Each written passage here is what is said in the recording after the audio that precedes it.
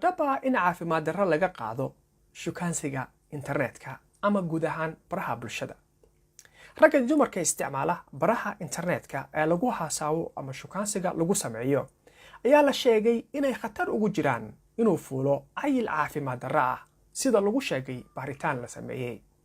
Baaritaankan oo ay ka qayb galeen 1700 oo qof oo ku nool dalka Mareykanka ayaa lagu ogaaday in caafimaad darro ay adag tahay sida looga soo kabto laga qaado shukaansiga dhanka internetka. Dhibaatooyinka dhanka cunto cunista ayaa la sheegay inay dadkan la tacaalaan. Shukaansiga dhanka internetka ayaa sanadihii la soo dhaafay aad u kordhay iyadoo ay jiraan lamaanayaal badan oo iska guursaday xiriirka noocan ah. Dadka isticmaalaya barahan ayaa dadaal ugu jira sidii ay qof ay la wadaagaan nolosha ku heli lahaayeen.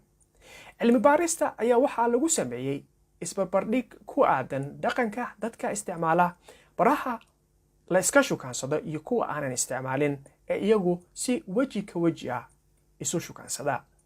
Waxay khubaradu ogaadeen in dadka isticmaalaya ay leeyihiin barahan 6 dabeecadood oo aan caafimaadka qofka u fiicnayn sida mataga, isticmaalka dawooyinka cayilka, cunto la'aanta iyo isticmaalka dawooyinka jirdhiska.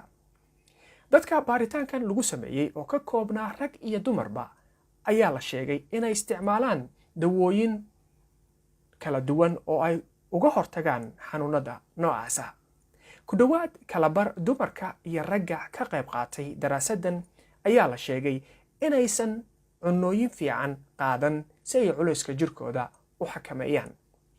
Ragga ayaa la sheegay in iyaguna badanaa ay isticmaalaan dawooyin jirka lagu dhiso si murqahooda ay u kobciyaan, taasi oo la sheegay inay badanaa horseedo caafimaad darro soo wajahda dadkan.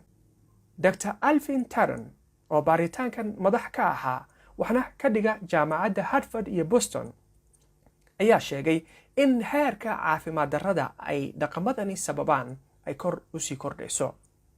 Tom Cowan ayaa isaguna sheegay inay baaritaankan soo dhaweynayaan uuna ka caawin doono in la ogaado lagana hortago dhibaatooyinka dadkan kaga imaanaya dhinaca cuntada ay iska xakameynayaan si ay miisaanka iskaga ridaan. Ma aha qof walba oo isticmaala cuntooyinka caafimaad darrada keena ee lagu xakameynayo culeyska oo kaliya, balse waxay qof kasta oo barahaas isticmaala u horseedayaan cudurro badan ayuu yiri. Waxaa muhiim ah in la ogaado in baaritaankan uusan cadaynaynin xiriirka caafimaad darrada ee u dhaxeeya shukaansiga dhanka internetka iyo hababka cayilka lagu xakameeyo.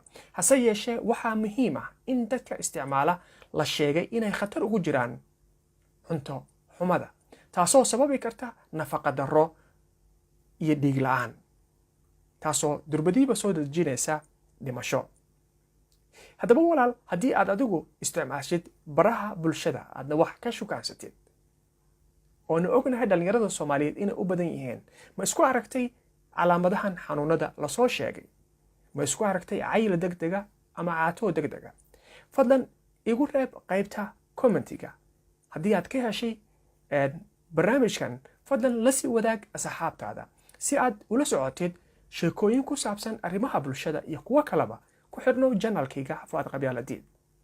Waa saaxiibkiin oo idin leh dugsi mala qabyaaladii waxay dimisaa mooyaane mahadsan idin guuleysta. barnaamijyada saad u sheegin waa mar keliya meesha guduudan si walaal rukumo subscribe gambaleelkana dhagsiiso soo mar walba kugu soo dhaco soo dhag maaha.